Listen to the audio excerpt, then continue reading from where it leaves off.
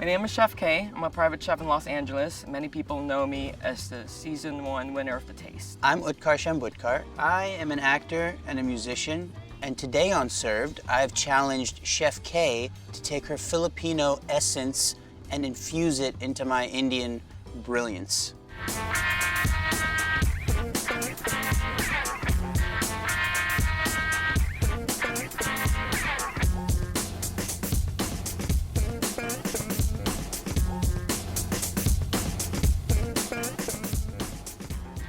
So I got some friends coming over. Okay. I want to make something that's like traditionally Indian, but the only thing I know how to make is popcorn. So I have a lot of experience eating Indian food, but in terms of experience cooking it, I would say I have little to none. Brought some Filipino ingredients. Maybe we can do a take on samosas, which is like, an Indian favorite. Utkarsh had a couple buddies from college come over, and we thought we'd play around with some Filipino and Indian flavors and came up with like a happy medium of executing a samosa. The usual samosas is made out of dough, but we'll use egg roll wrappers. Also, I brought, soy sauce, and we'll use your curry powder to have the Indian influence. But I want to tie it in with mango. Okay. You've grown up with mango, I've grown up with mango, Yep. so maybe we can incorporate this with the filling for the samosas. I think we were able to bridge the gap between Indian and Filipino food by using the mango. I trust her instincts.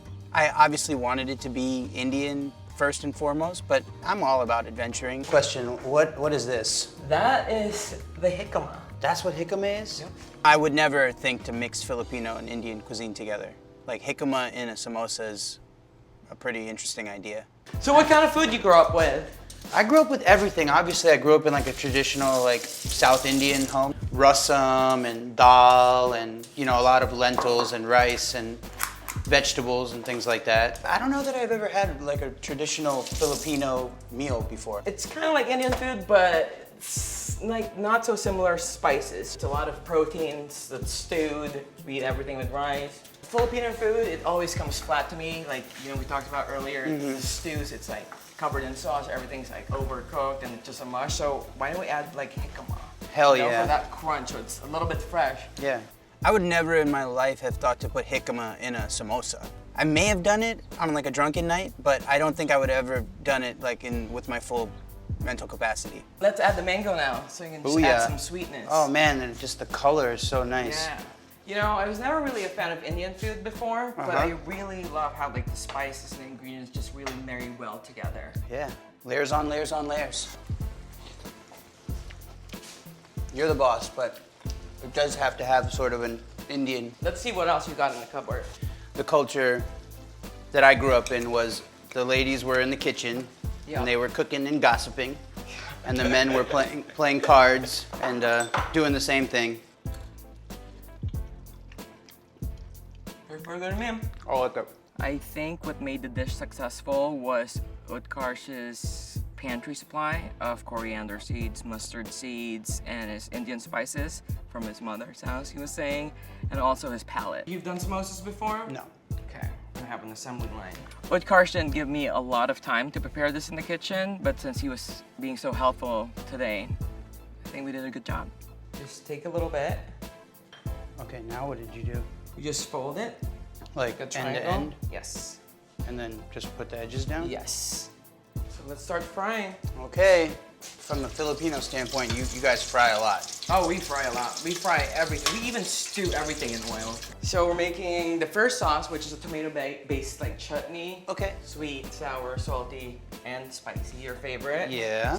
Is this how you would cook like in a Filipino style as well, just balancing flavors? Yeah, it's just keep layering and layering flavors. Let's get started with the other sauce. Okie It's dokes. like, like a mint chutney. Wow. Yeah, that's what I'm used to as an Indian. Like we have samosas traditionally with some sort of mint-based sauce.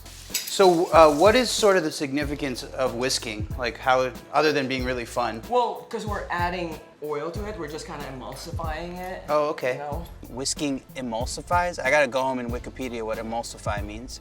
So you think your friends are gonna dig this? Yeah, otherwise I'll kick them out. I think we just need to like brighten up the flavors. You want to add those limes in there? Sure. Wait, like this? Yeah. Okay.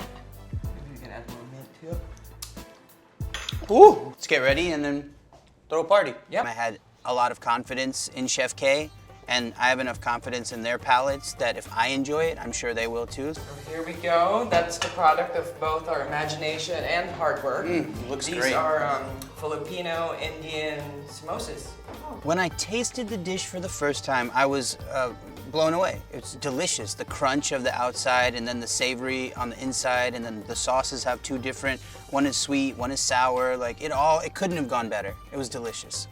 Chef K gets an A+ today. I've never had to mix Indian and Filipino food before, but I think it was a success, and I think I'm gonna put this in the repertoire. Today's experience has taught me that I indeed can cook something other than popcorn, and taught me a little bit about Filipino culture and some of the things that I can use when and if I ever make Indian food again. I can infuse some of these things.